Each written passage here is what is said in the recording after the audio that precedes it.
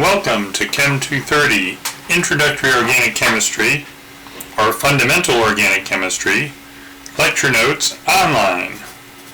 My name is Dr. Bob, and I am at Glendale Community College, and I have tried to record this video 2 or 3 times with the document camera recording to the flash drive, but each time the recording stopped after about a minute. I went on without realizing it, finished the lecture, and then didn't have anything to show for it in any permanent sense, except a little scribbling on the notes. So now we're using the document camera to feed to the computer, and the computer is recording the video. So hopefully that will get around any technical difficulties we were having. So here we go with a little review, and a great place to start any course is just to define what the subject is. So what is organic chemistry? And organic compounds were once believed to be the domain of God only. And this is, of course, quite a while back. Organic chemicals were found in living things, and were believed that they had a vital force that was imbued in them by God, and so anything in living things was created in the domain of God. But chemicals and other non-living things were the domain of man and were man-made. So there was sort of this belief that anything living was super special, and whether you believe in a soul or not, and those types of things, sort of philosophical. And they definitely believed that compounds from or in living things could not be made by man. That was simply the realm of God. But when a man with simple inorganic chemicals made urea, which was well known to be coming from living things, this idea was smashed, and so now all matter is the domain of chemistry and chemists, and if there is a soul or something else, it's not just imbued in certain molecules, but it's some other very difficult to understand thing.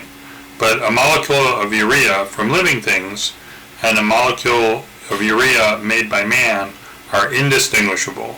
So the modern world, chemical is a chemical, and whether it's coming from living things or not doesn't make a difference. So we need a new definition.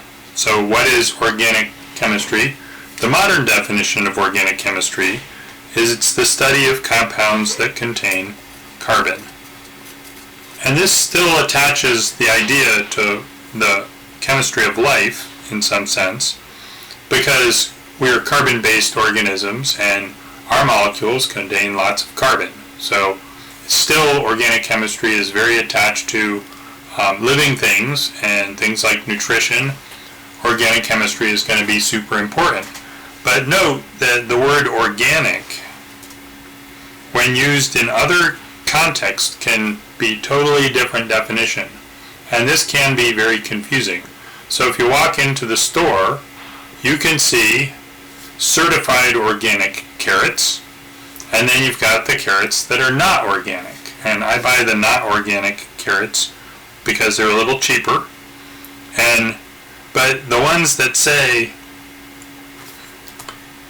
don't say they're certified organic are still organic according to our chemical definition, because all carrots contain carbon. And so if you're thinking in a chemist perspective, carrots and anything else that you're going to find in the grocery store pretty much, if it's edible, it's going to be organic because it contains carbon, even if it's not organic by the rules of food production and whether pesticides are used in those types of things. So they the newcomers stole our word organic, which means this, having to do with compounds containing carbon, and are using it in a new and funky way, which can be confusing. So if you look at a food label and they say organic, they're referring to a different definition than we are. And you're going to see that all over the place. A stout man is drinking a stout. Like, if you understand what that means, you're applying the context of the word to try to figure out what its meaning is.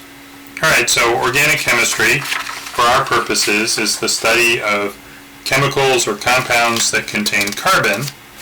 And so if you're going to understand carbon, you're going to want to understand elements and atoms in general. And so we'll start this course, like we do many courses, with a deep review into stuff that you hopefully remember from previous courses. If you don't remember it, then this is your chance to refresh your memory and or maybe learn something new. But if I look at the way that we're organizing the course, is I've prepared these gap notes, which are going to lead us from topic to topic, and I'm going to read the sentences and figure out what